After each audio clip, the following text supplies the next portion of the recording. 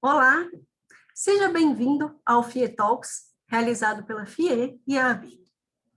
Eu sou Adriana Guide, gerente da FIE, e estou aqui para apresentar mais um painel dentro do FIE Talks, que é o canal de comunicação do setor elétrico e eletrônico, que leva aos profissionais do setor e aos seus usuários um conteúdo de qualidade, com a curadoria exclusiva da ABIN e seus especialistas. Hoje, vamos dar sequência a um assunto que tem movimentado diversos mercados, o 5G, que promete revolucionar não só o setor de telecomunicações, mas as indústrias, o setor de energia, o agro, cidades inteligentes e muitos outros setores. Aqui mesmo no FIE Talks, já falamos do 5G e o seu papel para o avanço da indústria 4.0. Inclusive, esse painel está disponível no site da FIE, vale acessar, vale conferir. Foi um conteúdo riquíssimo e um debate de alto nível. E tem nosso blog também, o Energia que Fala com Você, o blog oficial da FIE, onde tem outras matérias e entrevistas sobre o assunto. Uma leitura imperdível para quem quer acompanhar o tema do 5G. E agora, vamos além. Já sabemos que o 5G será um grande impulsionador para alavancar aplicações inovadoras. Mas torna-se essencial falar de sua infraestrutura, falar das tecnologias necessárias, falar da integração dessas tecnologias, falar de como irão gerar flexibilidade. Enfim, hoje vamos falar da infraestrutura para um 5G de qualidade. Reunimos aqui renomados profissionais que vão compartilhar suas visões, vindos de diferentes áreas e experiências. Aproveito para agradecer a presença de vocês, nossos convidados. Mas faço questão de apresentar um a um.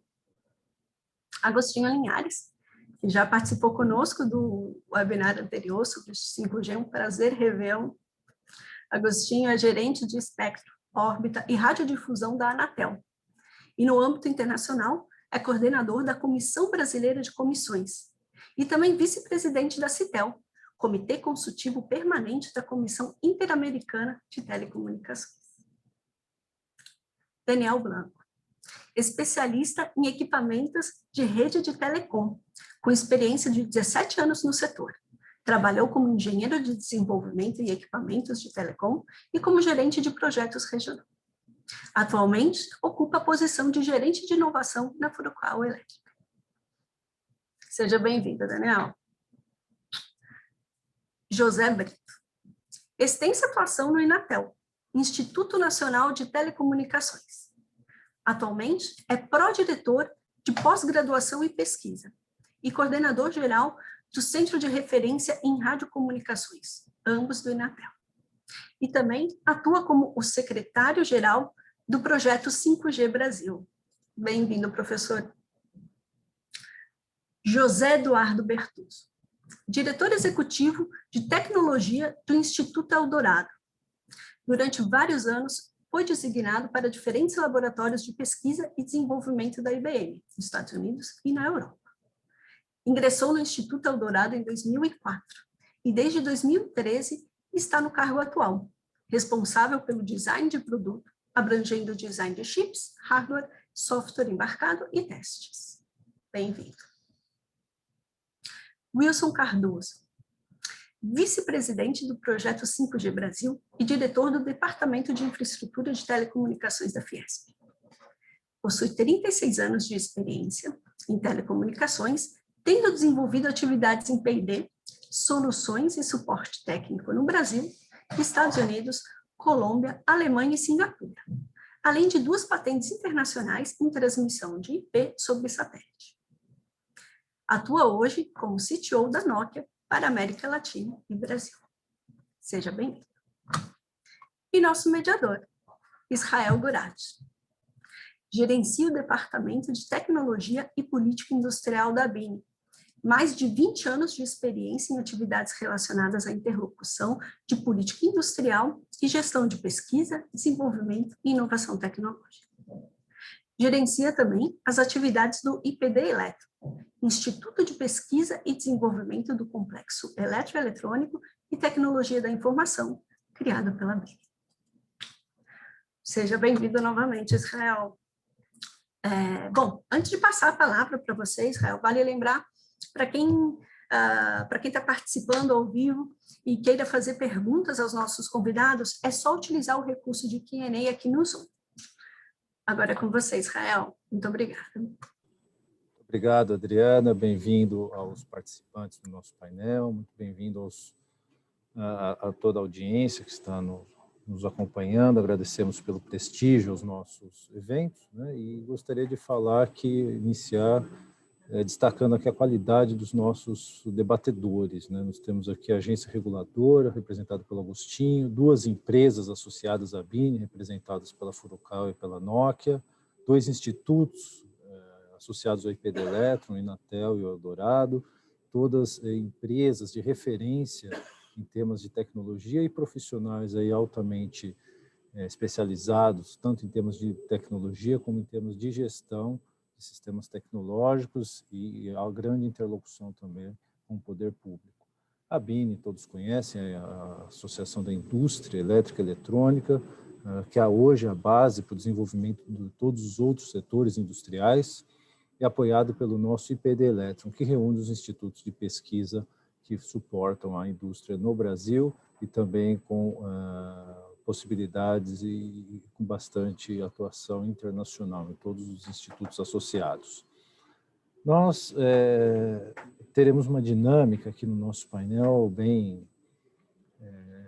de acordo com o 5G. Né? A gente vai tentar ser o mais práticos, os mais inovadores, os mais assertivos possíveis aqui. Então, nós separamos algumas perguntas que nós temos o prazer de ouvir os nossos palestrantes, os nossos debatedores em responder. Então, eu já queria começar com a primeira pergunta que nós formulamos para iniciar, para puxar o debate, que seria a seguinte: quais os principais cenários de uso e requisitos de desempenho da conectividade 5G? Por que cenários de uso? Porque a partir dos cenários de uso nós vamos ver como o 5G vai poder depois beneficiar a sociedade, trazer aquilo que todas as pessoas, técnicas ou não, desejam. Né? Eu gostaria de abrir a discussão com o professor Brito, se possível. Obrigado, professor. Obrigado a todos. Obrigado, Israel. Gostaria de agradecer o convite. Bom dia a todos. Bom, a primeira coisa que eu gostaria de dizer é que o 5G não é uma simples evolução do 4G. Né? No passado, a gente viu as redes de comunicações móveis evoluírem do 2G para o 3G para o 4G como uma evolução em que a cada nova geração a gente simplesmente agregava mais taxa de transmissão a ser ofertada para os usuários. Né? No 5G, nós temos, na verdade, vários cenários de uso, e isso é que vai diferenciar o 5G das gerações anteriores em termos de evolução. Então, e cada cenário, né, tem o seu requisito de desempenho próprio. Né? Então, nós temos um cenário voltado para transmissões em altas taxas de transmissão, que a gente chama de Enhanced Mobile Broadband, né, que oferta uma taxa para o usuário, experimentada para o usuário, de 100 megabits por segundo, contra 10 mega que nós tínhamos no 4G, podendo chegar a 1 gigabit por segundo em hotspots. E uma taxa de pico de 20 gigabits por segundo contra 1 gigabit por segundo do 4G. Então, esse é um cenário de evolução normal das redes de comunicações móveis. Depois, nós temos um cenário voltado para a internet das coisas, né, de forma massiva, que a gente chama de Massive Machine Type Communication, cujo requisito de desempenho é uma densidade de dispositivos conectados de 1 milhão de dispositivos por quilômetro quadrado, né, contra 100 mil dispositivos por quilômetro quadrado que nós tínhamos no 4G. O terceiro cenário é um cenário voltado para comunicações ultra confiáveis e de baixa latência, nas quais a internet tátil pode ser um bom exemplo. E aqui o nosso requisito, né, como o próprio nome diz, é uma rede ultra confiável e de baixa latência. Então, o requisito de latência é de 1 milissegundo, né, contra 10 milissegundos do 4G, portanto 10 vezes menor, né? E a gente advoga aqui no Brasil e também no projeto 5G Brasil a inclusão de um quarto cenário, que é o cenário de 5G para áreas remotas e áreas rurais, para atender as particularidades do nosso país. Então, para esse cenário, os requisitos de desempenho são ofertar para os usuários uma comunicação em um raio de 50 quilômetros, ou seja, uma célula de 50 quilômetros de raio, com taxa de transmissão de 100 megabits por segundo na borda da célula. Então, isso resume os 4 cenários que nós temos no 5G com seus respectivos requisitos de desempenho. Obrigado, professor Brito, aí, as informações bem importantes, né, técnicas e também de como funciona, né? Wilson, eu queria que você trouxesse também a experiência da Nokia, né, principalmente a experiência internacional, nos casos dos cenários de uso e nos requisitos de desempenho. Israel, eu vou tentar elaborar um pouco em cima do que o professor Brito explicou, né? Quando a gente fala mais de alta velocidade, nós estamos falando mais para o mercado de consumidores hoje, né? Então, o que a gente pode imaginar é a evolução dos nossos smartphones, né? Para cumprir com mais desempenho, ter mais funcionalidades. Então, o que a gente acompanha no mundo hoje é a evolução do smartphone e outras aplicações como realidade virtual e realidade aumentada. Então, isso serve não somente na parte de consumidores, mas também na parte da indústria, né? Nós começamos a ver hoje óculos de realidade virtual, realidade aumentada, sendo usadas em práticas de manutenção, e até um grande exemplo que a gente tem hoje, uma informação pública, é a Lufthansa na Alemanha, utilizando para fazer a inspeção de turbinas em campo, onde um técnico vai com óculos de realidade aumentada e uma pessoa no centro de tecnologia vai auxiliando esse técnico a fazer a manutenção da turbina, que todo mundo se imagina e todo mundo sabe que é bem complexa no avião, né? O ponto de baixa latência, a gente pode imaginar que é fundamental na indústria também para a gente ter veículos autônomos. Então, um bom exemplo de aplicação disso são em minas de extração de materiais, minérios, né?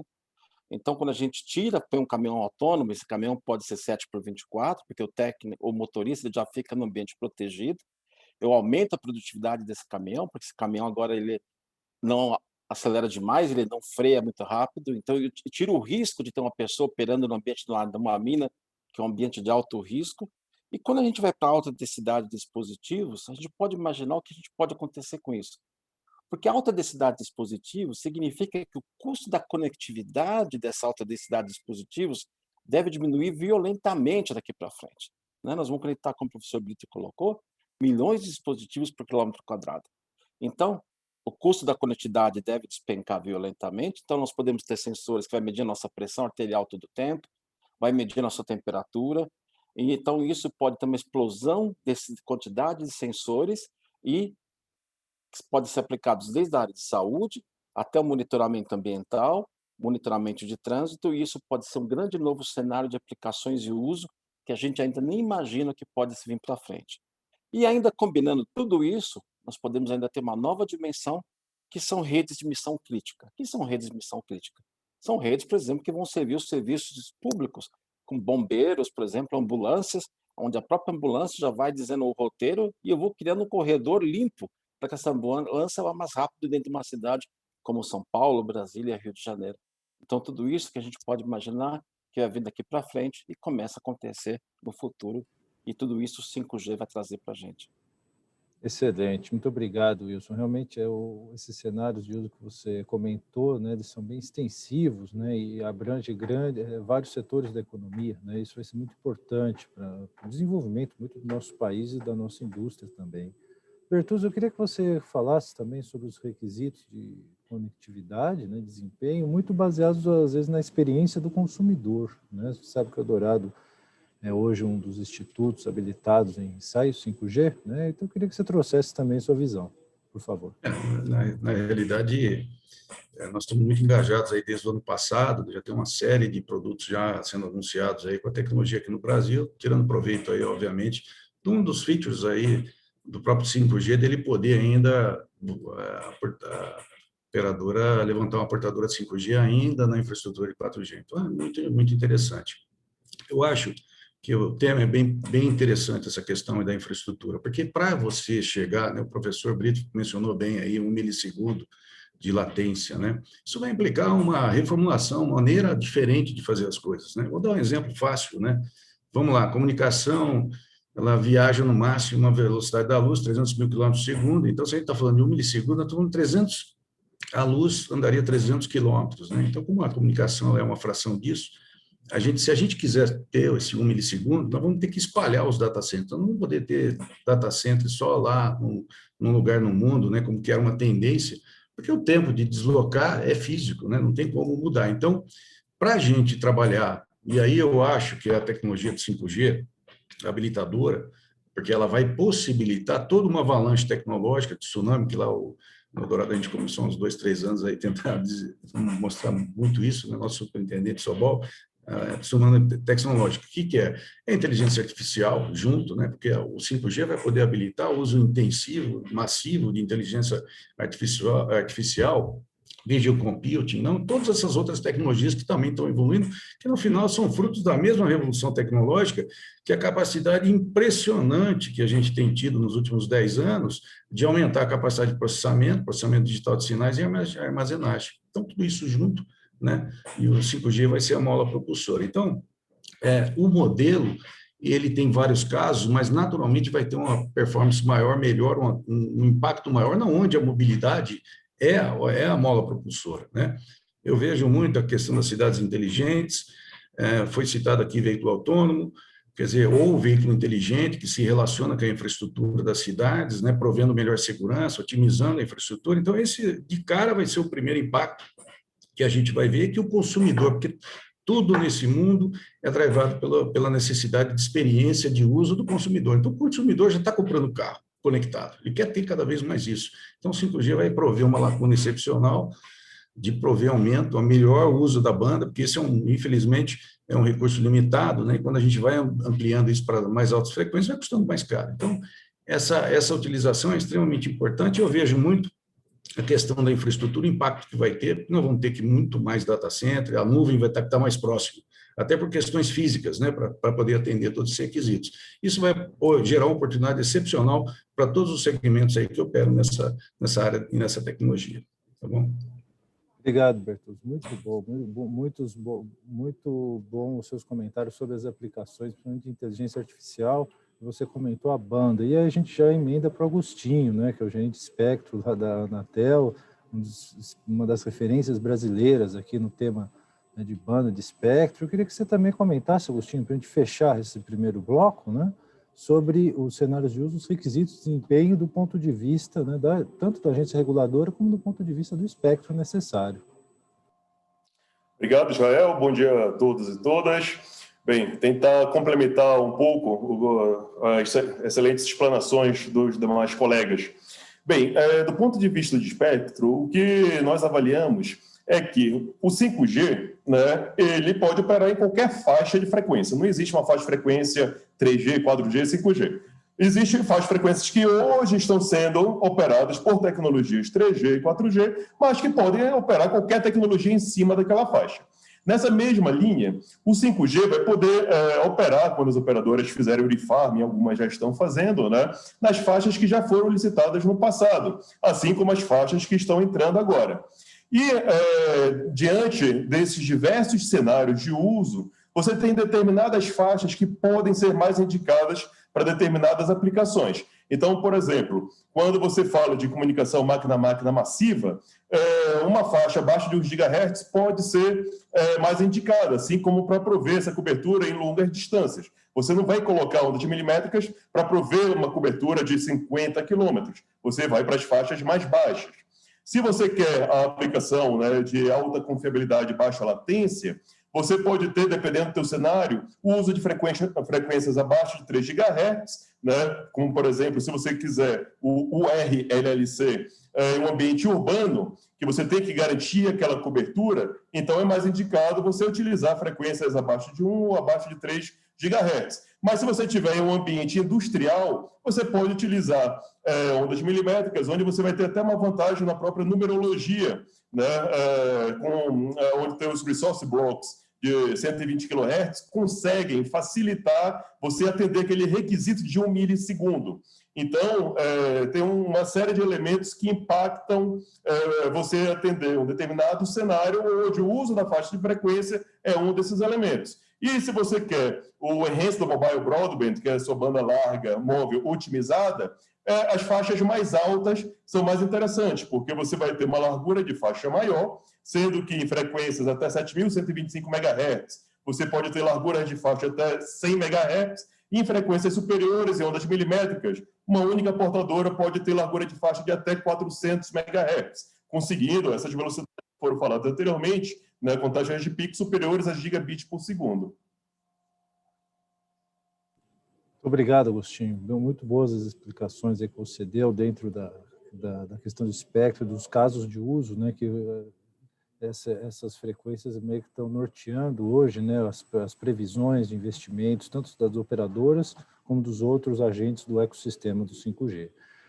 Para a gente iniciar um segundo bloco de perguntas, né, nossas aqui, que nós gostaríamos que a nossa audiência também interagisse, né, nós estamos recebendo algumas do público, daqui a pouco a gente vai poder sintetizar, né, nas explicações, mas eu gostaria que o Wilson começasse abordando qual é o efeito do 5G para a sociedade, né? Qual é o papel do 5G na transformação digital da economia brasileira, é tão necessária essa discussão hoje, e também na sustentabilidade ambiental. Queria que o Wilson começasse abordando esses temas aqui para a gente. Israel, recentemente a Nokia fez um estudo com a consultoria Um Dia, e esse estudo mostrou que o ganho do 5G na economia brasileira nos próximos 15 anos é de 1,2 trilhão de dólares, o ganho na economia. Esse estudo é muito parecido com outros estudos feitos pelo Ministério da Economia no Brasil e outras consultorias ao redor. Então, esse ganho de produtividade ele vai ocorrer pela melhoria de todos os processos.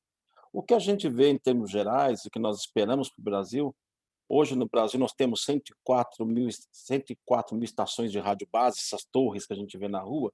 O que nós esperamos é que até 2025, para cada estação de rádio base que a gente tem na rua, nós vamos ter 2 estações de rádio base instaladas dentro das empresas, né? Só que não desse tamanho que a gente tem na rua, menores, mas compactas, utilizando frequências mais altas, como o Agostinho mesmo comentou agora há pouco, ou frequências mais baixas no campo, por exemplo, para atender fazendas. Então, o uso do 5G ele vai ser numa fase inicial, para o consumidor, vai, mas ele vai ser muito focado na indústria, né? E esse ganho de produtividade ele é fundamental.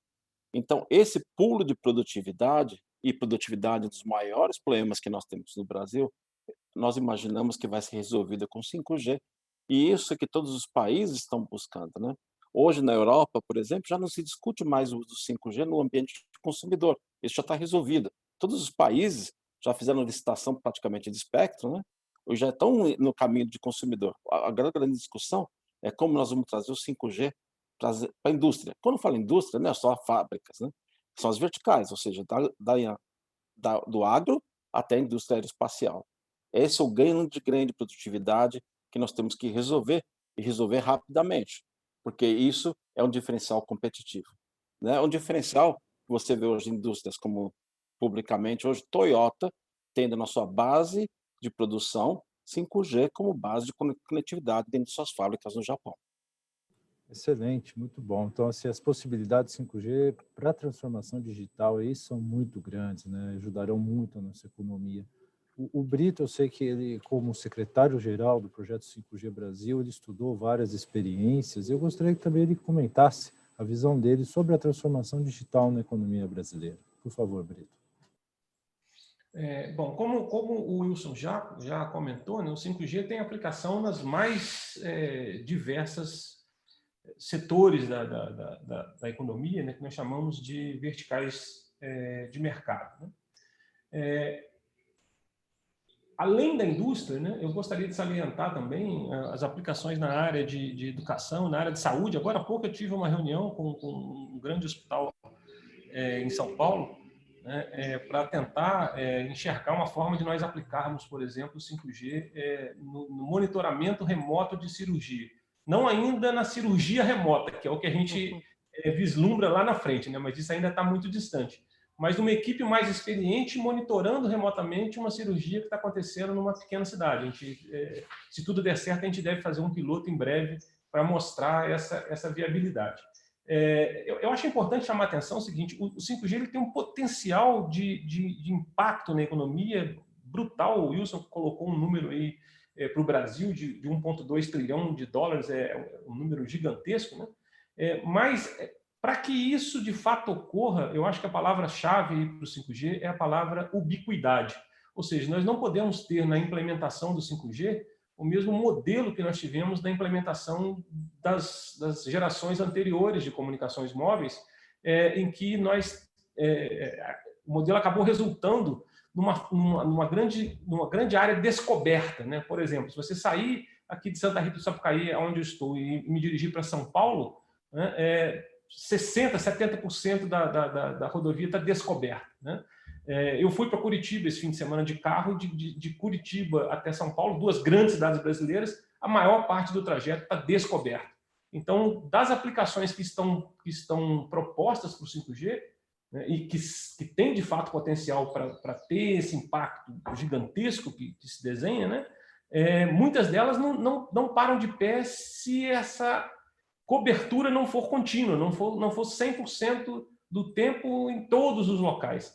Então, a palavra-chave para a gente conseguir alcançar esse impacto, para mim, é ubiquidade.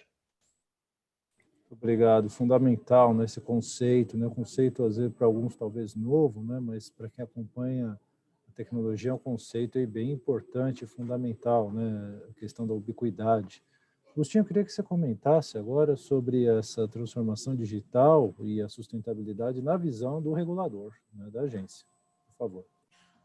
Obrigado, Israel. Reiterando o que foi dito ainda há pouco, né? A nossa visão, o 5G, ele vai ser um diferencial principalmente no B2B, né? Prestadores dando serviço, oferecendo serviço para outras empresas. Até então, o serviço móvel pessoal, né, das grandes operadoras, a gente via aquele pacote sendo vendido para o consumidor final, né? Então, uma aplicação B2C. Então, o que nós teremos são empresas tendo a sua rede integrada, né, utilizando a tecnologia 5G e a rede 5G integrando toda a sociedade, né, com a internet das coisas, máquina massiva, né? Então, esse realmente vai ser o grande diferencial da tecnologia 5G. E isso vai trazer esses novos arranjos produtivos, né? E foi falado que hoje é o diferencial, né? Você tem o 5G. Mas se você for olhar um pouco mais para frente, ele não vai ser o diferencial, vai ser praticamente a sua sobrevivência. Porque os outros países, né, eles vão utilizar 5G, eles vão conseguir produzir mais com menor quantidade de insumo. Então, os custos deles vão diminuir. E o Brasil, né, estando aqui na região das Américas, né, você tem um mercado que está muito grande, que está na Ásia, que está na Europa. Então, a gente tem que competir com outras empresas que estão mais perto daquele outro mercado. Então, a gente tem que melhorar a nossa competitividade. E o 5G vai ser essencial para a gente conseguir essa melhoria e garantir ainda a competitividade, né, do Brasil junto aos outros mercados. Obrigado, Agostinho. Realmente, então, a importância do 5G para a nossa competitividade é como se fosse fundamental, né? Sem o 5G, o Brasil não alcançará níveis de competitividade próximos aos pares, né, e aos outros países. A gente gostaria agora de aumentar um pouco o escopo e entrar num outro assunto, né? A gente sabe aí, muito pelas provocações, pelos comentários que vocês estão fazendo, algumas perguntas, que vai aumentar muito o número de estações, né? O adensamento de estações é uma característica do sistema, e vai aumentar muito o tráfego das redes, né, que hoje operam, né? A gente espera que o tráfego aumente muito, e essas redes 5G então vão precisar de novas redes de transporte de dados, né? Não é só a comunicação final lá no dispositivo, mas o transporte para os data centers, até a questão do storage importante. E eu gostaria que o Daniel começasse a explorar, né, quais são os desafios, né, como nós, como indústria, podemos enfrentar os desafios para essa nova necessidade de redes de transporte. Por favor, Daniel. Obrigado. Bom dia. A gente tem que, eu acho que, dividir o LTE em 2 ali, né? Eu acho que o professor já colocou ali uma divisão maior, mas, a grosso modo, se a gente tiver um LTE trabalhando ele, que o termo é o no standalone, né? Então, é um LTE que ele estaria basicamente ajustando ali um 5G que estaria basicamente trabalhando como um upgrade ali do LTE. Esse tipo de comunicação ele vai ajudar a gente a melhorar a velocidade. A gente, consequentemente, vai melhorar a latência. Para esse tipo de upgrade, vamos chamar assim, a gente consegue utilizar o que a gente tem hoje. Agora, o que o grupo está comentando hoje, né, que é bastante comentado, é como é que nós vamos fazer para a gente conseguir atender, principalmente essa questão de latência, para atender a indústria. E aí, a questão de você mudar o data center, ele é uma necessidade, mas a questão é o custo, né, o TCO, né, então o Total Cost of Ownership, isso vai aumentar. E aí, dependendo da estratégia de cada operadora, ela pode trazer esse data center com um custo efetivo, né, onde ele vai ter uma característica, ele vai trazer com um custo mais alto, né. Basicamente, a gente está falando assim, nós vamos utilizar data centers mais próximos da borda, em que níveis? Com aplicações mais próximas da borda, em que níveis? Ou nós vamos trazer algumas aplicações de data center próximo da borda, em que níveis? Essa análise, ela é fundamental para você conseguir equilibrar a questão de custo. Que nós vamos ter uma revolução com o 5G, isso é mais que claro, acho que para todo mundo que está aqui. Agora, a questão é como balancear. Grandes centros, por exemplo, que algumas pessoas já comentaram aqui, das questões das frequências mais altas, acho que foi até o Agostinho que comentou, de fato, como é que nós vamos fazer para conseguir atender frequências mais altas? Com que infraestrutura? Nós vamos passar fibra a cada, por exemplo, 400, 500 metros para conectar uma pequena célula de 5G? Então, esse equilíbrio e a gente vai ter que achar. Então, eu vejo que para as aplicações para o usuário de banda, que é o que a gente tem hoje, foi o que o Wilson comentou, está bem claro que a gente consegue fazer esse atendimento com essa infraestrutura que a gente tem hoje, né? Agora, para a gente chegar na indústria ali, a gente vai ter que balancear um pouquinho para conseguir fazer a coisa ficar de pé, né? Legal, bacana, Daniel, muito bom. Eu queria que o Agostinho também abordasse, né, essa questão das redes de transporte, né, e a necessidade de novos data centers, né, essa próxima evolução também da indústria, né, como que isso como que a indústria deve se preparar para poder suprir as demandas dos usuários nessa nova realidade. Bem, esse será um grande desafio. Quando a gente fala de 1 milissegundo, que as aplicações de alta confiabilidade e baixa latência terão, uma latência de 1 milissegundo, estamos falando na interface aérea.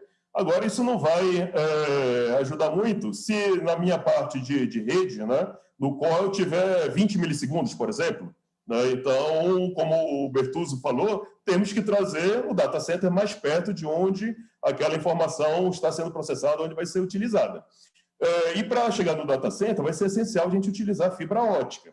Porém, nessas áreas mais urbanizadas, eu já vi alguns outros trabalhos colocando que, principalmente considerando as ondas milimétricas, você vai ter, já que elas vão utilizar principalmente hotspots, você vai precisar de uma densidade da ordem de 10 vezes superior ao que nós temos hoje, nas áreas mais urbanizadas. Então, para chegar nesses locais, com fibra vai ser um desafio maior ainda.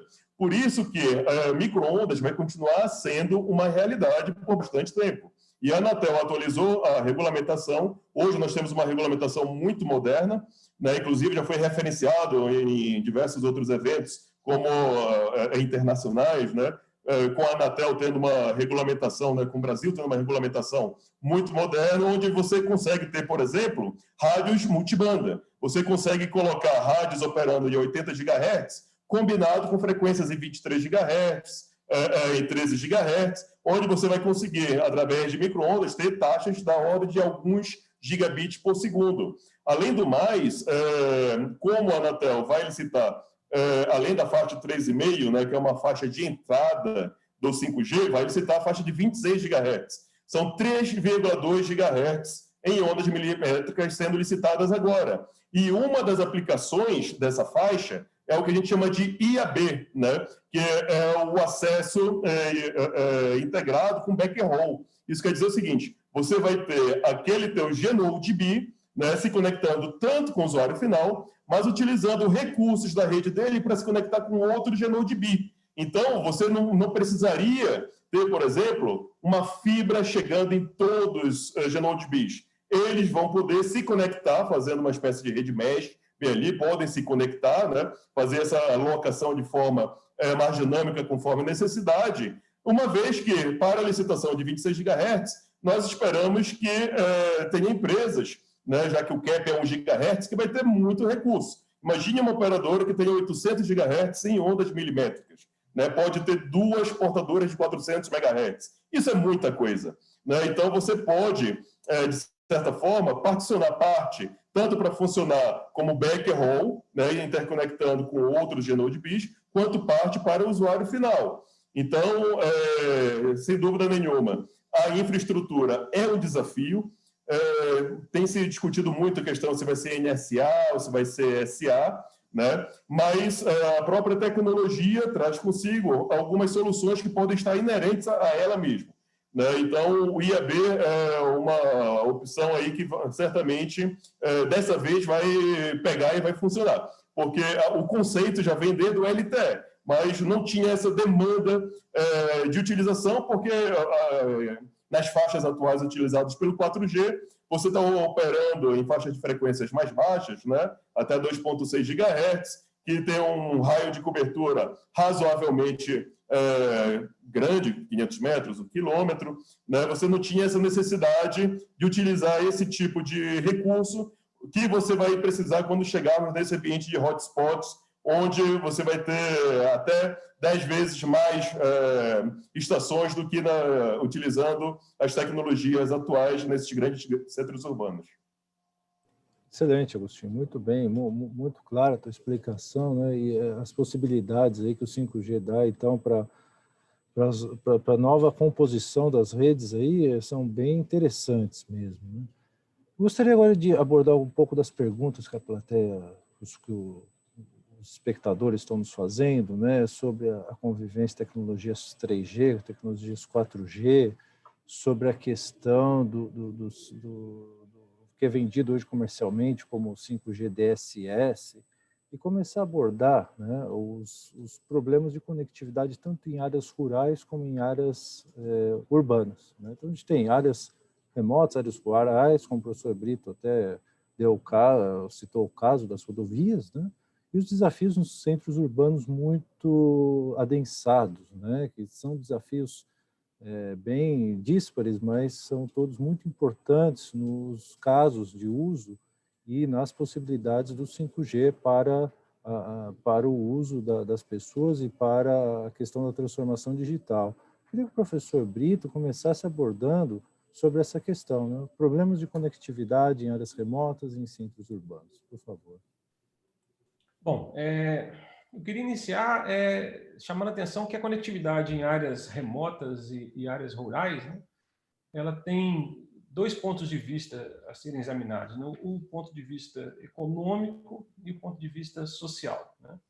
Nós ainda temos hoje cerca de 4 bilhões de pessoas desconectadas no mundo, né? Então isso cria aí uma divisão digital muito grande, que não é mais aceitável no mundo que vivemos, né? E eu acho que nós não queremos ter ou aumentar essa divisão digital também no Brasil.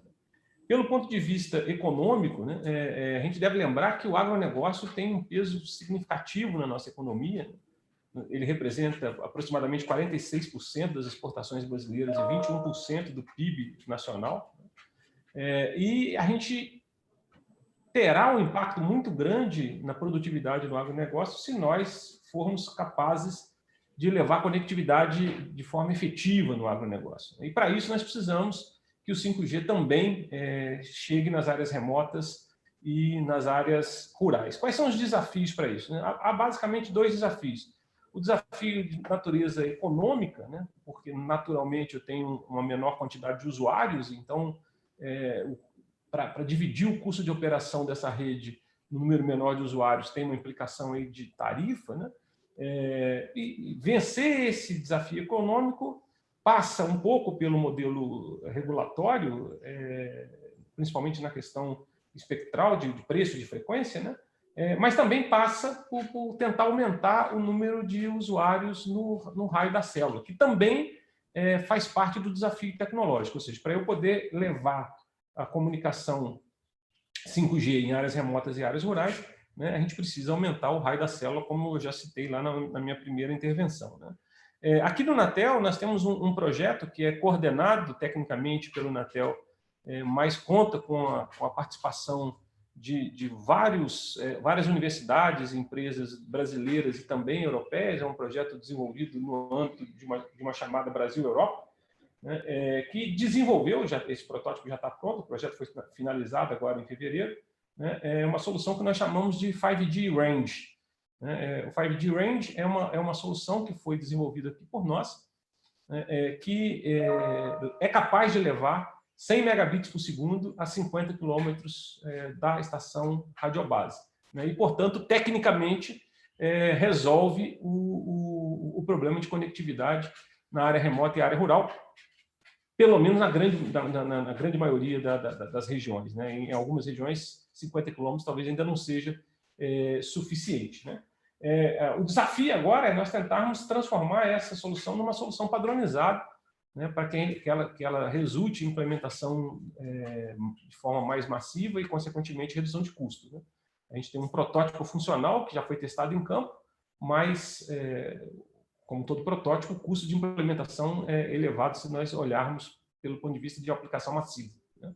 Se isso virasse um padrão, nós teríamos condições de reduzir o custo com maior produção, né, maior produtividade. Obrigado, professor. Muito boas explicações. O Wilson, eu queria que você também abordasse essa questão da área remota, área rural, centros urbanos, baseado na experiência. Bom, o professor Brito começou pela rural, vou começar pelo urbano, então. Do ponto de vista do próprio edital da Anatel, agora do Espectro, né, acho que nós temos o maior edital de frequências, né, sendo disponibilizado na história do país até hoje, e talvez um dos maiores do mundo, né? E o bom desse edital de frequências também, né, dessa concessão, é que grande parte dessas frequências possibilita que a gente utilize a infraestrutura hoje existente, né? Eu não preciso instalar novas torres, principalmente para as frequências de 3.5 GHz, 2.3 GHz e 700 MHz. Eu posso utilizar as torres existentes. E devido a algumas funcionalidades 5G, que eu não vou entrar em detalhes técnicos aqui, mas eu posso utilizar essa mesma infraestrutura para garantir a mesma cobertura hoje que nós temos com frequências mais baixas. Com a frequência de 26 GHz, como já foi comentado, apesar dela ter algumas limitações, com algumas inovações tecnológicas que nós estamos colocando hoje, já sai da limitação tradicional dos 300, 400 metros, para chegar em algumas distâncias, até 1 quilômetro, né, que pode parecer absurdo, mas chegar em 1 quilômetro com velocidades de 200 a 300 megabits, que começa a parecer muito eficiente para as áreas suburbanas, para dar uma conectividade boa de banda larga em áreas suburbanas, até como complemento da fibra ótica. Então, nós temos agora a grande possibilidade nos centros urbanos de aumentar essa capacidade. E na área rural, complementando um pouco o ponto do professor Bito, quando nós começamos a especificação do 5G, diferente do que foi feito no 4G e no 3G, nós preocupamos muito na interoperabilidade do 5G utilizando o satélite com backhaul. Então, no 4G isso foi feito depois, mas o 5G ele já nasce com a possibilidade de utilizar o satélite com backhaul, utilizando, como já foi falado aqui anteriormente, como edge computing local, para manter grande parte das funcionalidades de edge computing local, para baixa latência. Claro que for remoto, vai depender das latências do satélite, mas grande parte das funcionalidades eu posso manter localmente, somente as funções que são remotas vão depender da latência do satélite. Mas essa convivência do satélite já foi preconizada desde o princípio com o 5G.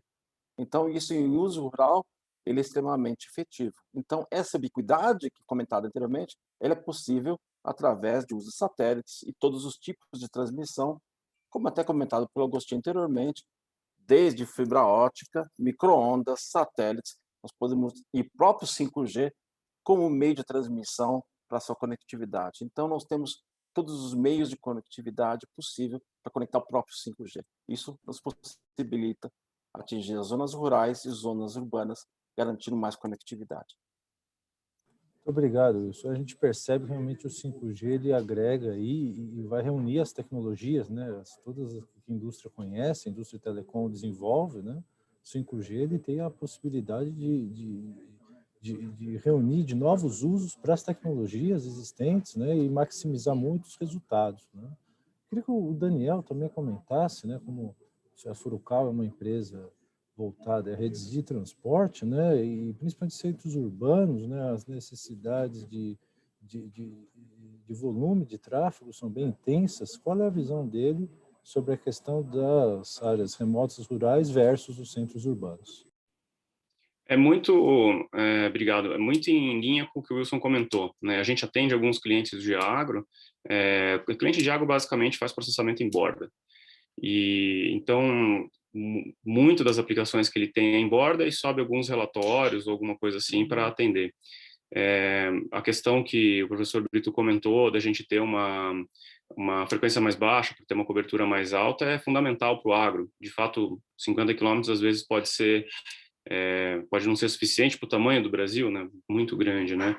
Então, a questão ela sempre acaba voltando para o mesmo ponto, né? Há possibilidade da gente fazer processamento local? Há possibilidade de diminuir a latência? Se sim, tanto em termos técnicos quanto econômico, provavelmente o cliente vai preferir. Mas a gente sabe que no agro a gente não vai conseguir fazer muita coisa local, aliás, muita coisa remoto, que a gente vai ter que trazer local. E na questão urbana, eu tenho a impressão que o 5G ele vai ser muito pontual nas áreas de atendimento, né? Então, aonde você vai atender? Vou atender ali. Então, nesse início. Passando um tempo, aí eu acho que a coisa começa a ganhar um corpo mais forte, né? Então, o custo, né, para a gente implementar, ele tem um custo, né? Tem que ter um investimento no custo para ter o reflexo ali, né? Então, ela vai ser aquela coisa pontual que vai crescendo até chegar num ponto que vira exponencial, né, o crescimento. Ótimo, então. Posso complementar 10 segundos?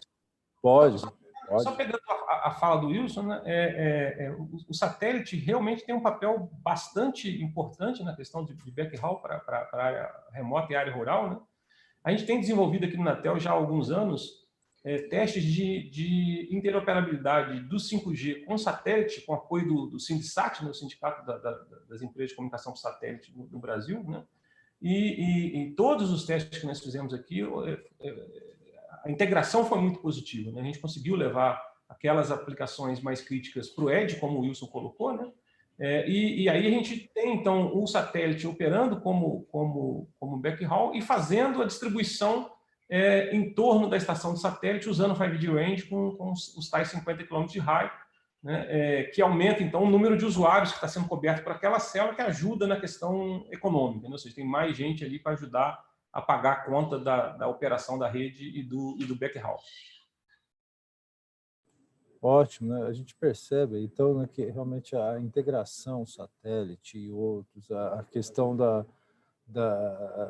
do centro de processamento das informações, né, a questão do Edge, não, começa a ter relevância também e as soluções começam a ser integradas, né? Por isso que quando a gente fala em soluções integradas, projetos cooperados, fazem muito mais sentido no ambiente do 5G, né? Porque os projetos cooperados, né, eles vão levar em conta as diversas tecnologias, os diversos atores, as diversas pontas, os diversos elos da cadeia, né, para poder fazer projetos de comunicação que atendam cada vez mais ao consumidor, né.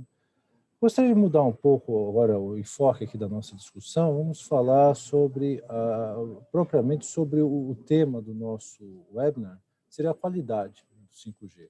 E a gente tem agora questões relacionadas à qualidade, obrigações do consumidor, requisitos da indústria, né, que devem ser tratados, né? Então, a pergunta que eu faço ao Agostinho primeiro, como superar barreiras relacionadas à qualidade, cumprir com as obrigações do consumidor, muito em linha, né, do que a Anatel vem trabalhando nos últimos anos e a experiência acumulada, e também como garantir qualidade em contratos de conexões IoT. Gostaria que o Agostinho começasse com esses temas para a gente, por favor. Obrigado, Israel. Antes de falarmos sobre qualidade, pedir licença para falar em 30 segundos para ratificar, né, a nossa posição também, que a gente enxerga o satélite fazendo parte do escopo desse arcabouço do mundo 5G. Né? Inclusive, nós temos vários satélites brasileiros operando em banda Ka, E nós temos as megas constelações chegando aqui no Brasil também, que vão auxiliar na ampliação de cobertura nessas áreas mal atendidas ou desatendidas. Então, retornando agora, né, para comentarmos sobre a questão de qualidade, a gente tem na Anatel o Regulamento de Qualidade de Serviços de Telecomunicações, que foi aprovado pela Resolução 717 de 2019. Essa regulamentação substituiu uma série de outras regulamentações que foram desenvolvidas especificamente por serviços, né? Então, a gente tinha um regulamento de qualidade do serviço móvel pessoal, que tinha uma série de requisitos, SMP 1, 2, 3, 4, por aí vai. Tinha o regulamento de qualidade lá para o SCM, né? Serviço de Comunicação Multimídia, tinha para TV por assinatura e por aí vai. Então, a Anatel consolidou isso em um único regulamento. Agora, vale destacar que este regulamento ele excepcionou as comunicações exclusivamente para a internet das coisas. Por quê? Porque os modelos de negócios, né, de internet das coisas não estão totalmente claros ainda. Então, ao invés de você já definir quais são os requisitos, né, os critérios de qualidade para a Anatel, para algo que não está claro ainda como vai ser todos os modelos de negócio para a internet das coisas, a Anatel está acompanhando a evolução, né, desses requisitos. Porém, as operadoras elas vão poder oferecer, né, o serviço definindo os critérios de qualidade. E você tem tanto os serviços de interesse coletivo, né, que vão ser prestados pelas grandes operadoras, Vivo, Claro, TIM, Oi, nesse caso, normalmente é contrato de adesão, mas você pode ter também, dentro do serviço limitado privado, a prestação de serviços para grupo determinado de usuários. Então, nesses casos, é mais fácil você fazer uma negociação entre partes para definir quais são os requisitos de qualidade que serão atendidos, né, naquela aplicação Narrowband IoT, o CAT-M. E a Anatel está acompanhando ainda, né, todas essas discussões e, quando for necessário, se for necessário, vai novamente atualizar a regulamentação justamente para proteger, né, o usuário final, bem ali, né, proteger o consumidor.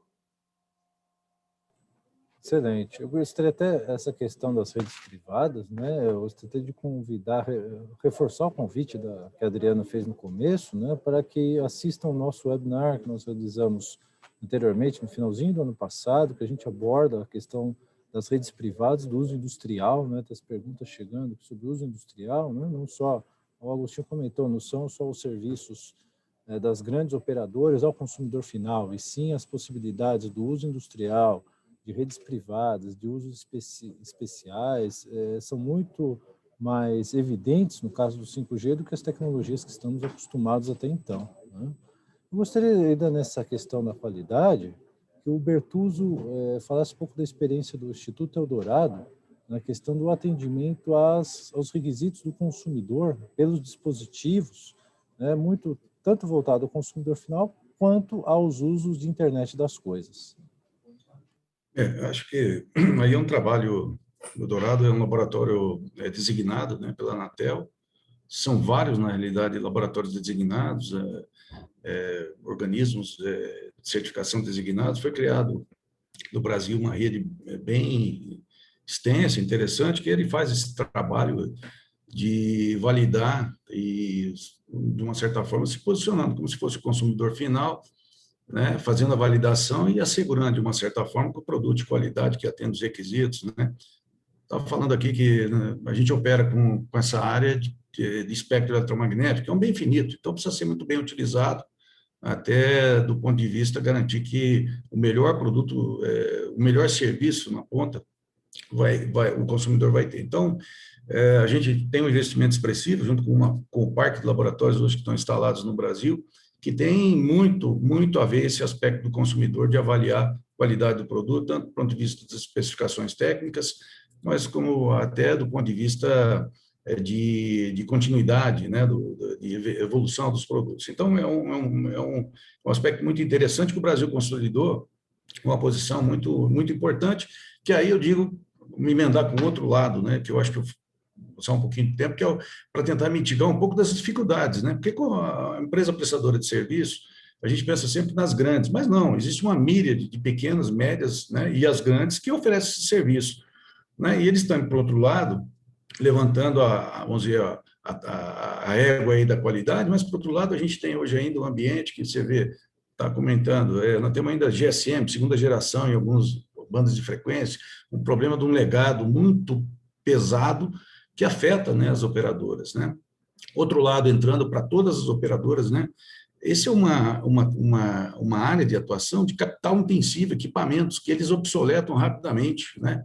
Então, a gente enfrenta no Brasil, e aí eu penso muito que o 5G é uma oportunidade excepcional, mas também, se não for aproveitar, vai expandir, vai aumentar maior a distância entre os países, né? Porque quem faz o dever de casa vai estar lá na frente, com produtividade competitiva. Quem não fizer vai ficar pior.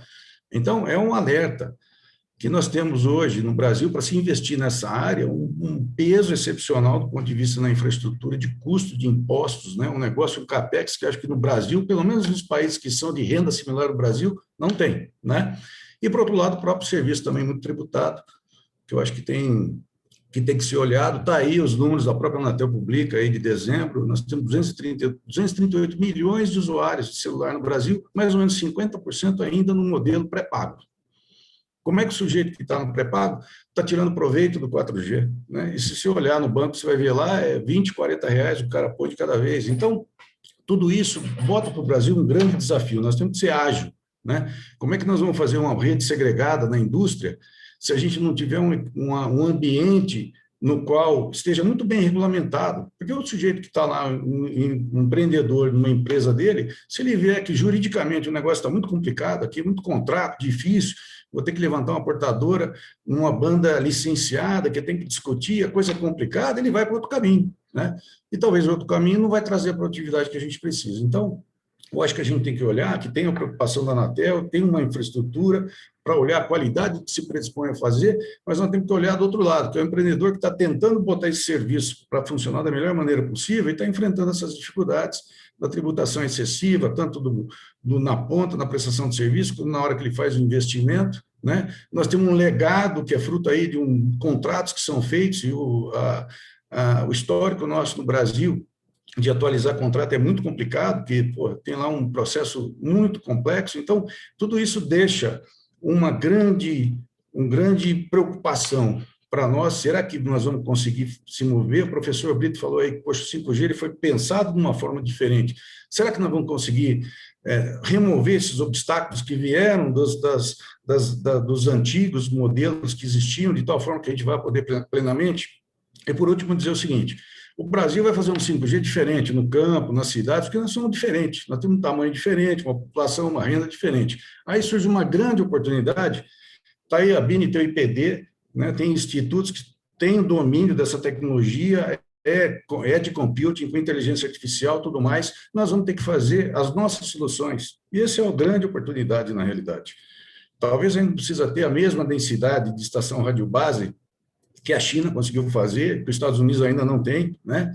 Mas nós vamos fazer, talvez, aí a grande oportunidade, se a gente tiver aí entrando no modelo de 4.0, de tudo ser smart também na estratégia, e desenvolver as soluções com aquilo que é o melhor que a gente pode fazer, atender o homem do campo, atender os requisitos das cidades inteligentes da melhor maneira possível. E é muito importante a contribuição do setor de inovação, emanado com as instituições que estão trabalhando, tem um corpo técnico extremamente assim, capacitado para fazer esse diferencial, e é o grande desafio que acho que todos nós temos aqui para o futuro do Brasil. Tá bom? É muito bom, Bertus. Justamente esse é o recado, né? Embora a gente acompanhe na mídia questões de 5G envolvendo grandes empresas, grandes fornecedores mundiais, grandes operadoras que não estão só no Brasil, estão no mundo inteiro, né? As nossas operadoras aqui operam no mundo inteiro, os nossos fornecedores fornecem no nível mundial, mas isso abre muitas oportunidades para a indústria de menor porte, abre muitas oportunidades para desenvolvimento de soluções nos institutos, nas universidades, abre a porta para as startups trazerem novas soluções e novos conceitos que vão ser desenvolvidos pela indústria e podem ser aplicados em grande medida, e o Brasil é muito rico, muito pela diversidade, né? Comentado aí a questão do uso no campo, a gente tem muitas realidades, no uso nas cidades, a gente tem muitas realidades, E justamente eu queria emendar, provocar o Agostinho como agência reguladora, que o nosso poder público tem que estar atento a todas essas possibilidades e o nosso setor privado tem que responder a todos esses mercados que demandam soluções tecnológicas. E a pergunta específica para o Agostinho, mas eu gostaria que todos depois pudessem comentar em cima do que o Agostinho nos informar, né, iniciar nossa discussão, seria como as medidas de simplificação regulatória, o novo regulamento de certificação e homologação da Anatel podem colaborar ou irão colaborar no processo aí de evolução da tecnologia de comunicação móvel. Obrigado, Agostinho, já pela sua disposição e nos prestigiar com os comentários nesse ponto. Obrigado, Israel. Então, em 2019 também, a Anatel atualizou a regulamentação sobre certificação e homologação de produtos de telecomunicações. Foi aprovada a Resolução 715, que trouxe uma dinâmica nova para o setor, porque os requisitos técnicos passam a ser aprovados por atos de requisitos técnicos no âmbito da Superintendência de Outorga e Recursos da Prestação. Então, com isso, quando a gente compara com o processo como era antigamente, né, que você tinha uma necessidade de um novo regulamento ser aprovado e, na média, os regulamentos demoram em torno de 2 anos para serem aprovados, isso é um ganho muito importante, porque, passando por ato, isso facilita tanto uma interação com o setor, a gente pode fazer audiências públicas quando precisar atualizar esses atos, fazemos as consultas públicas quando forem necessários também, né? E a gente consegue refletir de uma maneira muito mais rápida o que for atualizado lá fora, porque normalmente isso segue uma padronização internacional, seja do IEC, seja 3GPP. Então, o que for atualizado lá fora, quando necessário, a gente vai conseguir atualizar de uma forma muito célere isso daí. Então, da mesma forma, a gente consegue definir os procedimentos operacionais de como fazer, né, a avaliação, conversando diretamente com os laboratórios e OCDs. Então, acho que está uma dinâmica muito boa. As mudanças que ocorreram foi muito importante para o setor, né? Esse é um tema da gerência de certificação e numeração do Davidson, mas a gente sempre trabalha junto, né? Então, o Davidson é muito atuante nisso, conversa com todas as OCDs e certamente essa simplificação veio para melhorar essa produtividade também, né? Porque o que a gente não quer é que o processo regulatório seja um entrave para a atualização das novas tecnologias aqui no Brasil. Nós temos que ser um facilitador e acho que essa nova regulamentação atuou para que a gente consiga seguir nessa direção. Obrigado, Agostinho. Pessoal, posso complementar, Israel? Pode. Eu acho assim, eu até por obrigação, né, de dar meu testemunho, nós do Eldorado acompanhamos esse processo todo. Queria deixar aqui o registro que a Anatel tem sido muito transparente, foi um trabalho feito de uma forma muito bem feita, com participação de todos, da indústria, dos laboratórios. Eu acho que a gente tem ali uma preocupação em comum, que é exatamente olhar o desafio que a gente tem pela frente, ser ágil para poder agregar as tecnologias e, de uma certa forma, ainda manter, de uma certa maneira, um ambiente competitivo aqui no Brasil para que a gente possa participar como um player importante do ponto de vista tecnológico para desenvolver as tecnologias que vão, a princípio, habilitar o nosso mundo 4.0, o mundo smart aqui das coisas com 5.G e outras tecnologias, mas vão permitir, talvez, a gente sair e ofertar essa tecnologia para outros países que têm porte e renda média parecida com a nossa. É uma aspiração muito importante que o Brasil tem que ter, né? E essa área é estratégica, porque ela é uma área que é habilitadora para todas as outras coisas, todas as grandes transformações que vêm pela frente. Só para dizer, depois dessa modificação, assim, os últimos números que eu tenho, mais de 7.000, 8.000 produtos de telecomunicações foram certificados já no âmbito dessa nova certificação desde então. Então, dá uma ideia da dimensão que a importância que esse segmento tem do ponto de vista econômico do Brasil e social, do ponto de vista de melhorar as condições de todos aqui. Então, a Anatel tem feito um trabalho de parceria excepcional. Eu me sinto aqui obrigado a dar o testemunho, até por conta de que é uma aposta que já vem de mais de 20 anos, uma parceria forte, e que só tem provido meios para a gente ser mais competitivos, e eu tenho certeza que agora com o 5G que tem à frente, nós vamos estar aqui muito bem preparados, tanto do ponto de vista de meios de recursos físicos, como laboratórios no estado da arte, como também das pessoas que têm capacitação para se fazer e desenvolver esse 5G com o DNA brasileiro, que é o que a gente vai precisar fazer e, de preferência, poder depois ser um influenciador no mundo, gente. Então, acho que esse papel dessa regulamentação foi muito importante, deu a agilidade necessária. Na área de tecnologia, 2 anos é uma nova geração, né, de produtos, então foi bem feito, e eu acho que ali existe um espírito que está sempre procurando melhorar, eu acho que é uma coisa excepcional, é um rumo que a gente tem pela frente, que acho que é muito importante de ser mantido. Isso aí. Você falou sobre o 5G do DNA, com o DNA brasileiro, né? Eu lembro que até o professor Brito comentou numa das reuniões que nós tivemos que o Brasil já está de olho lá no 6G, né? Então, o 5G já é uma realidade, na verdade, não é uma coisa de futuro, é uma realidade. O professor Brito, não sei se dá para adiantar alguma coisa do 6G ou se a gente ainda tem um caminho a percorrer no 5G. Bom, boa provocação, Israel.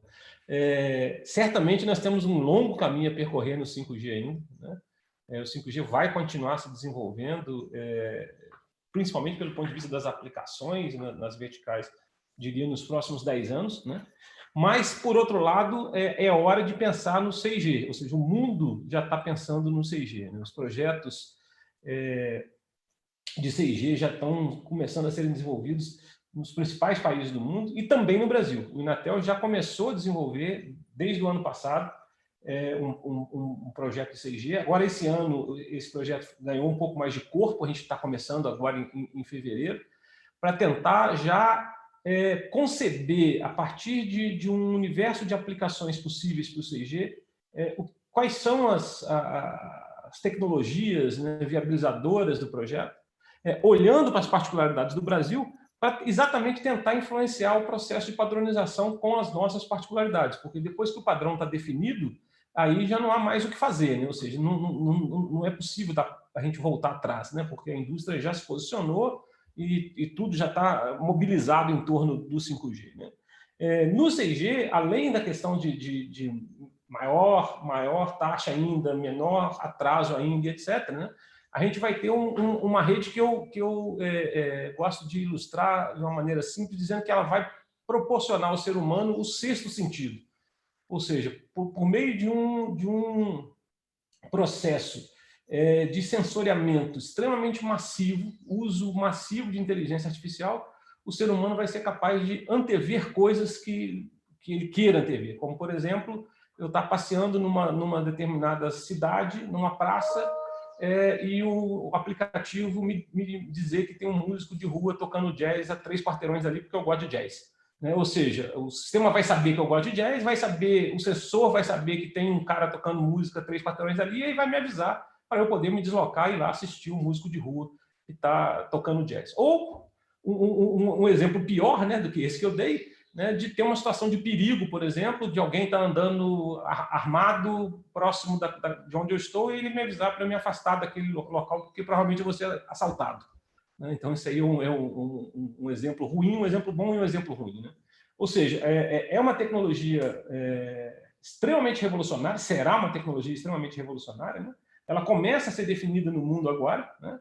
E nós já estamos aqui iniciando os projetos, e dessa vez eu acho que no momento correto, porque estamos iniciando praticamente sincronizado com o restante do mundo, né, para tentar influenciar em um processo de padronização do 6G. Então, é hora do 5G, porque ainda tem muita coisa a ser feita, né, mas é hora do 6G também, porque estamos exatamente começando o esforço de padronização mundial dessa tecnologia agora.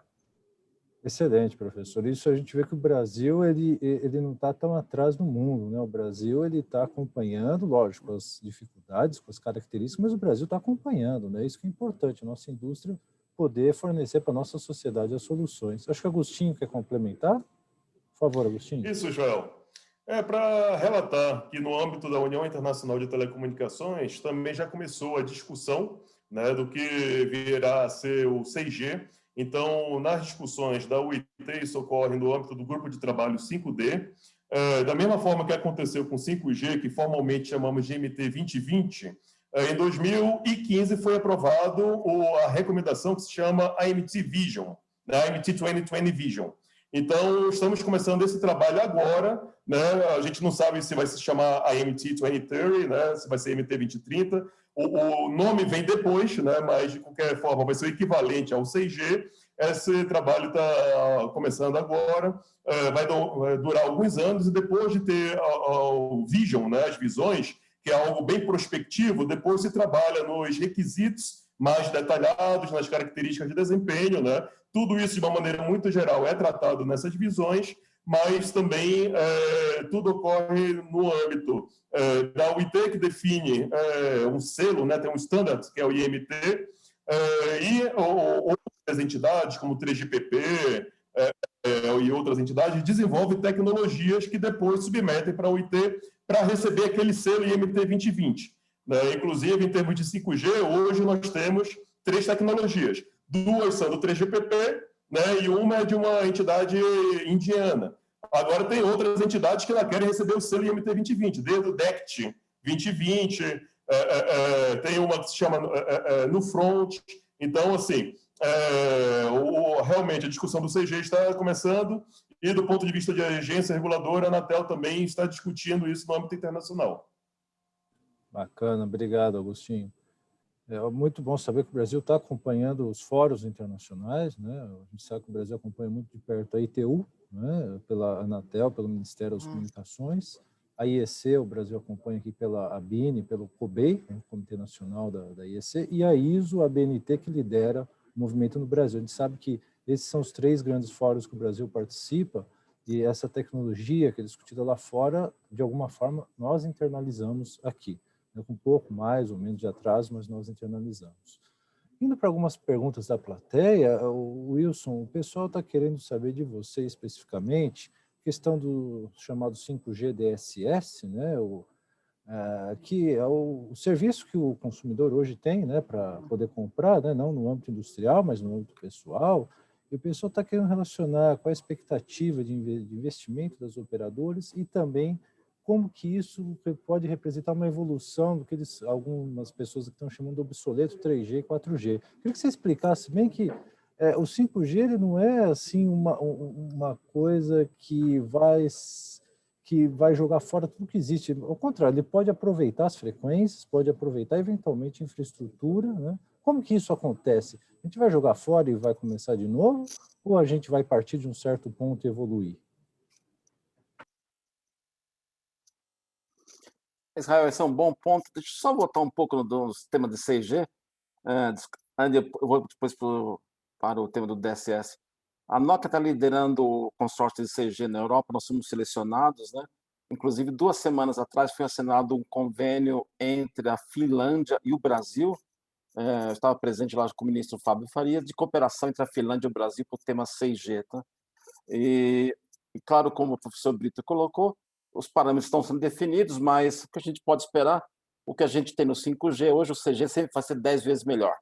Então, nós vamos ter 10 vezes mais velocidade, 10 vezes menos latência e 10 vezes mais sensores por quilômetro quadrado. Esse é mais ou menos o framework do 6G que a gente pode esperar. E se alguém já se preocupa com millimeter wave e frequências de gigahertz, espere os terahertz, vai ser bem divertido. Agora, caindo um pouco no DSS, qual que é a ideia do DSS, o Dynamic Spectrum Sharing, né?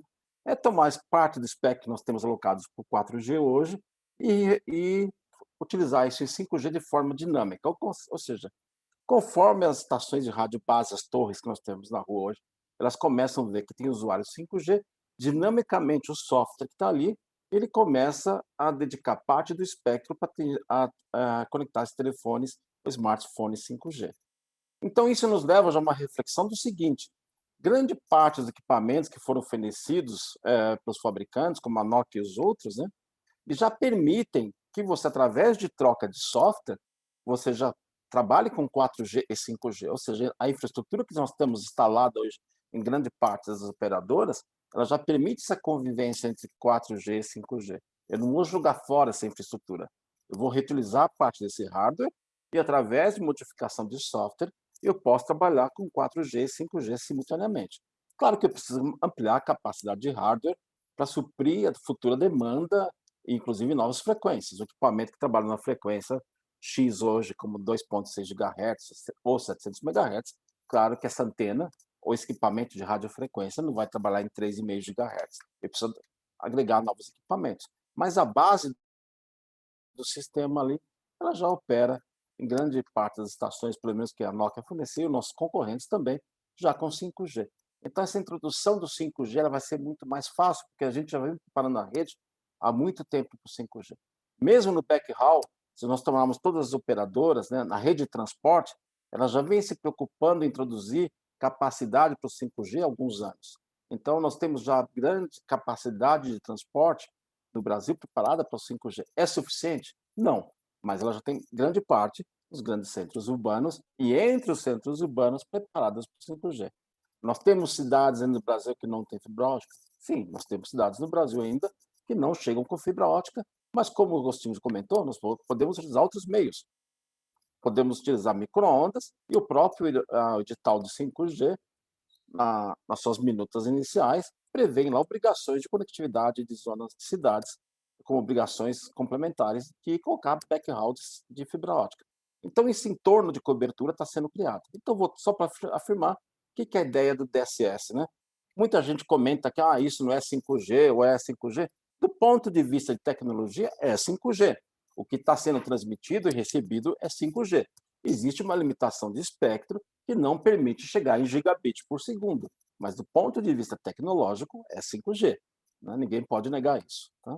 Não sei se respondi a pergunta, mas eu imagino que os pontos básicos estão cobertos. Não, está claro, para a gente está claro que, na verdade, é uma evolução tecnológica, né? O DSS é uma evolução do 4G caminhando para o 5G, é um 5G, mas o que veio pela frente é bem melhor, né, Wilson? Assim, as perspectivas são muito animadoras, né? Tem uma pergunta específica. Eu complemento.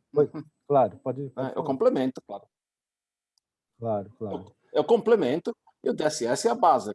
Eu vou poder agregar essas bandas novas com DSS e eu chego a velocidades de gigabits por segundo, que é a promessa que nós temos como indústria. Né? Excelente, muito bom mesmo.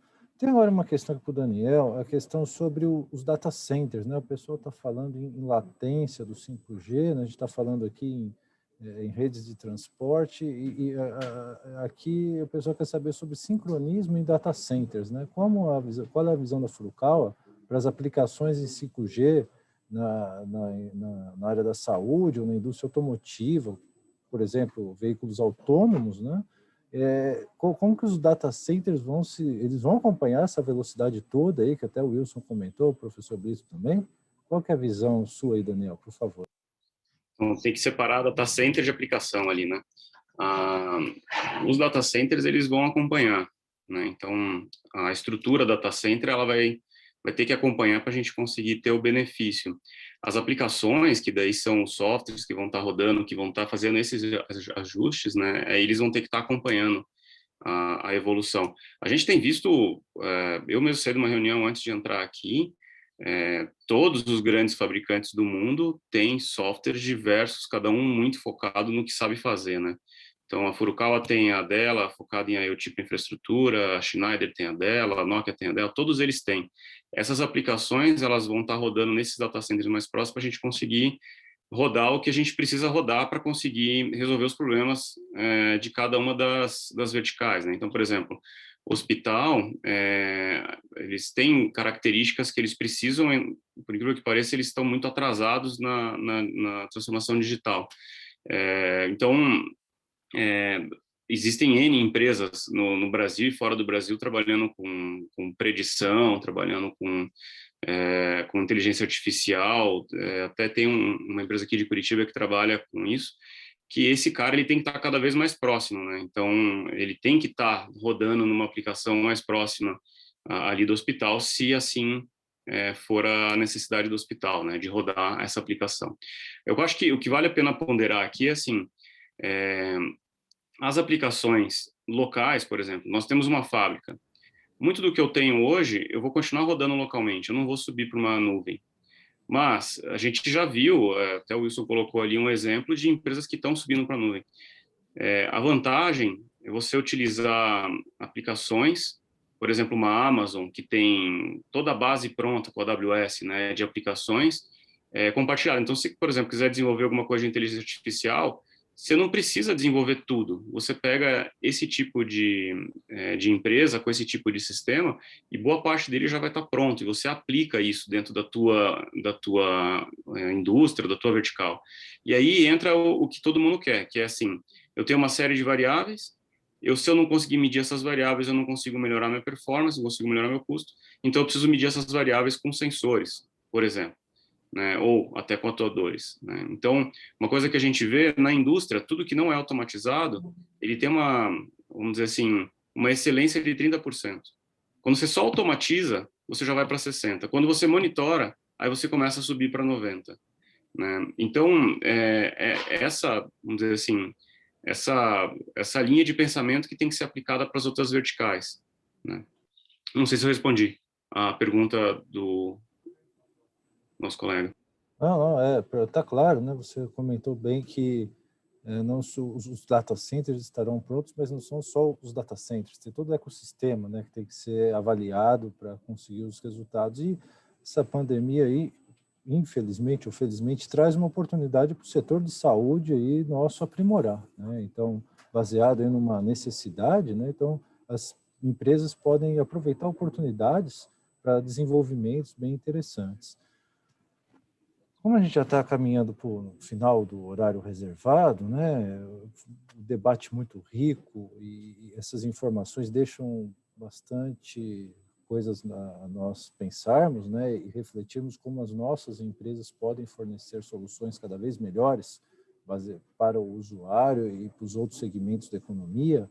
Eu queria já encaminhar para os comentários finais de cada participante a mensagem que cada um de vocês vê que a nossa indústria deve se apegar para continuar desenvolvendo e provendo soluções que sejam bastante úteis, tanto para o usuário como para os setores industriais e visando o fomento da nossa economia. Queria que o Agostinho começasse nas considerações dele e gostaria de ouvir aí uma breve mensagem, né, do que a nossa indústria pode esperar também para o futuro. Obrigado. Novamente, obrigado pelo convite. É sempre uma satisfação participar dos eventos da FEE, ABINE. Bem, do ponto de vista de gestão do espectro, na Anatel, nós estamos finalizando o desenvolvimento do plano de uso do espectro. Essa é uma atividade que visa dar a todos os setores, a sociedade, uma visão do que a Anatel pretende fazer nos próximos anos. Existe um planejamento de curto prazo, de médio e de longo prazo. Então, com isso, a gente já coloca quais são as faixas de frequências que nós estamos imaginando trabalhar, né? Então, por exemplo, a curto prazo, a gente já pretende, no segundo semestre, começar a discutir as outras faixas em ondas milimétricas, né? Em 40 GHz, 60 GHz, por aí vai. Né? Assim como discutir espectro compartilhado, né? Então, esse é um trabalho muito importante que justamente vai direcionar e vai dar essa transparência para toda a sociedade do que nós estamos pretendendo fazer em termos de gestão do espectro para o futuro, né? Considerando uma visão de até aproximadamente 8 anos para frente. Então, outros países, né, que têm a agência reguladora, digamos, avançada, né, eles desenvolvem esse Spectrum Plan, né, esse plano de uso do espectro, e a gente está nessa mesma direção. Então, já temos um documento, está na Procuradoria da Anatel e, posteriormente, será submetido para o Conselho Diretor da agência para aprovação.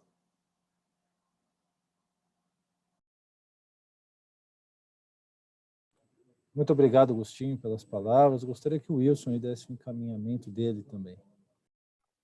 Israel, acho que quando a gente fala de 5G, não é só conectividade, né? Nós temos que entender todo esse ecossistema, as oportunidades por trás desse ecossistema.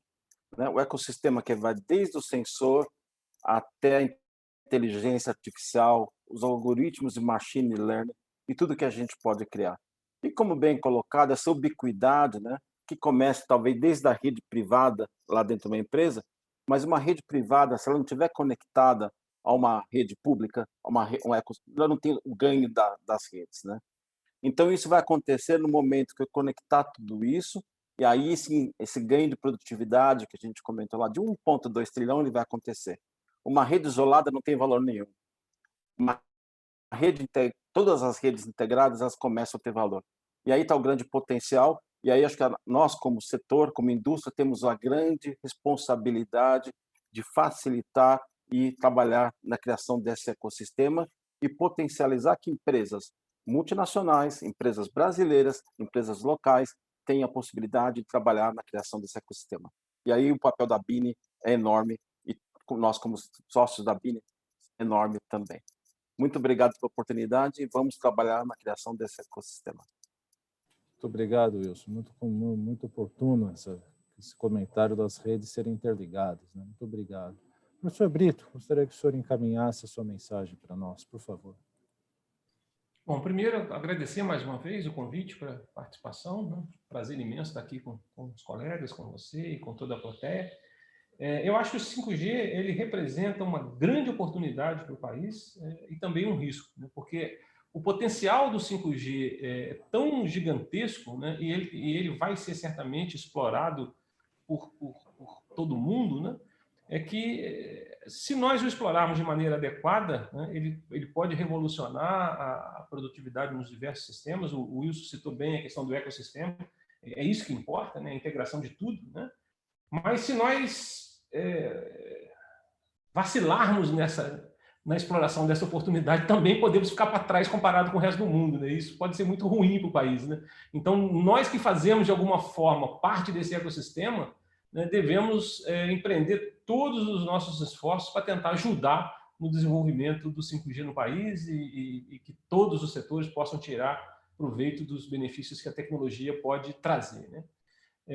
E também deixar a mensagem aí que, em termos de pesquisa, está na hora do 6G, né? Ou seja, não podemos deixar o 6G para 2030, temos que começar a trabalhar com ele agora, né? É isso.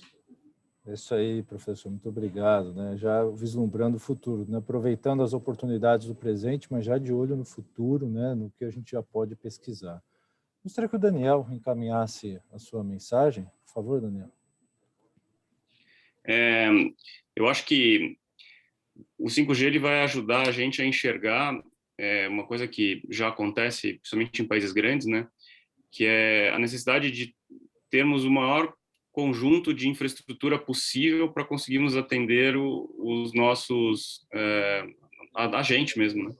Então, as questões de fibra ou micro-ondas, ou enfim, sem a gente não juntando tudo isso, a gente vai conseguir montar uma infraestrutura que seja custo-efetiva e que a gente consiga atender as necessidades aí da nossa sociedade, né? Então, eu realmente torço para que a gente consiga avançar o mais rápido possível, né, na instalação aí do 5G de forma massiva, para que a gente consiga ter uma sociedade cada vez melhor aí, monitorando essas variáveis que vão ajudar a gente a melhorar o nosso desempenho, né, como sociedade mesmo. Obrigado, Daniel. As possibilidades, né, de projetos cooperados aí são muito grandes, né, nesse sentido, né? Muito obrigado. Bertuzzo, gostaria dos seus comentários finais e sua visão para encerrar legal, aqui a nossa obrigado. discussão. Antes de mais nada, queria agradecer o convite de estar aqui presente. A gente se sente em casa aqui na BINI, né, no FIE, então, muito obrigado. Quer dizer o seguinte, 5G, nós, o Instituto Eldorado, nós somos um instituto privado, criado pelas empresas, né, foco na área de telecomunicações, informática, 1.200 profissionais aqui em Campinas, Brasília, Manaus, Porto Alegre. A gente assume a responsabilidade de sair na frente, às vezes, apostando em algumas tecnologias. É o que a gente tem feito. A gente investiu ano retrasado em ondas milimétricas, já botando aqui no Brasil o laboratório acreditado 17025. Foi um primeiro laboratório em 5G aqui também, uma aposta. Não é pouco recurso, mas é um pouco do papel que você tem que ter, às vezes, de ser um seed, né? Ou seja, de começar a formar gente, criar um ambiente apropriado para a inovação. Então, é isso. A gente acredita muito no 5G, no impacto que está vindo, nas possibilidades que vão ter para o país. Como falei aqui, eu usei esse termo aí de 5G, DNA, né? Na realidade, seria as soluções 5G, o DNA brasileiro, ou seja, nós vamos fazer aqui, tenho certeza, tem uma base excepcional aqui que foi criada todos esses tempos aí, a gente está aí o IPD, muitos outros institutos parecidos com o Eldorado, as universidades, tem um trabalho grande a ser feito para a gente manter a competitividade e não deixar escapar, né? A preocupação maior que a gente tem é que são os países de média renda, né? Porque os caras que estão lá na frente, renda de $50 mil, os caras sempre estiveram lá na frente, tem muito recurso. O problema é quando a gente começa a se comparar mesmo nos países de média renda, e a gente vai ficando para trás, quer porque não temos capacidade de investimento, um marco legal que não é bem feito, não é adequado. Eu acho que existe hoje um momento no Brasil para se entender que não dá mais, né? E que na hora que a gente começa a ficar preocupado, não mais de correr atrás dos caras que estão na frente, a gente é o pelotão intermediário e ficar com medo de ficar para o fim do pelotão intermediário, não tem condição. Então, esse é o risco latente que a gente tem se a gente não agir rápido com relação ao 5G. Quando eu falo 5G, vem tudo junto, machine learning, inteligência artificial, video computing, né? Se a gente quer ter uma cidade mais segura, do jeito que nossas cidades são, nós vamos ter que desenvolver localmente, tirar proveito de todo esse rol tecnológico que tem. Muitas coisas vão ter que ser feitas aqui, nós vamos ter que ter talento aqui no Brasil, que não falta, mas vamos ter que prover as condições para esse talento aflorar e desenvolver uma coisa que é muito importante nesse segmento, soluções competitivas, né? Nós precisamos ter solução competitiva. Porque nós vivemos num país que na ponta alguém vai ter que pagar, né? Então, deu o exemplo aqui de metade do pessoal trabalhando com pré-pago, né? Então, isso é um negócio que está mal resolvido, né? Tem melhorado muito, né? Se pegar 10 anos atrás, era 30, 70, 20, 80. Então, é isso. Para fechar, é um pensamento otimista, né? De que a gente está acreditando lá no Eldorado, e eu faço eco dos institutos que participam do IPD, dos que eu tenho contato, a gente se reúne, procura trabalhar em conjunto para prover os meios que a indústria e o Brasil, as empresas de maneira geral, possam fazer frente a esse grande desafio e tirar o proveito necessário e, quem sabe, não ficar para o cara ficar na rabeira, mas sim cabeceira desse bloco intermediário, almejando chegar junto dos caras que são hoje, os países que estão na fronteira nessa área. Tá bom? É isso aí. Muito obrigado, Bertuzzo, pelas palavras. Agradeço a todos os debatedores aqui nesse painel, muito rico, muito útil. O pessoal está perguntando se dá para rever. A Adriana vai explicar agora como as pessoas podem rever os conteúdos que nós falamos aqui, podem rever as outras lives e podem entrar em contato conosco via a plataforma da FIEE e todas as redes sociais que a Bini também dispõe, né? Caso ficou ainda alguma dúvida, pode mandar uma pergunta na rede social para nós aqui, que nós vamos encaminhar cada uma para cada palestrante. Muito obrigado a todos pela atenção. Adriano, os seus recados, por favor. Obrigada, Israel. Bons recados agora você deu no final também, além de ter feito a mediação brilhantemente. Bom, além de agradecer aos nossos convidados e à Bini, a nossa parceria de tantos anos, tantas ações que fazemos em prol do setor, quero parabenizar vocês, né, nossos convidados. Vocês transformaram o painel em uma grande fonte de conhecimento. Eu tenho certeza que o nosso público sai daqui repleto de informação, com uma bagagem ainda mais rica, e acho que esse era o objetivo mesmo. E realmente, logo mais vamos disponibilizar esse painel gravado, vai ficar disponível no site da FIEE, assim como outros que já estamos lá, é só acessar www.fie.com.br e acessar os painéis. E ao nosso público que nos acompanhou aqui ao vivo, que participou conosco, enviou perguntas de excelente qualidade, o meu muito obrigada. Isso realmente o que fazemos é para vocês. E aguarde que teremos mais. Até mais.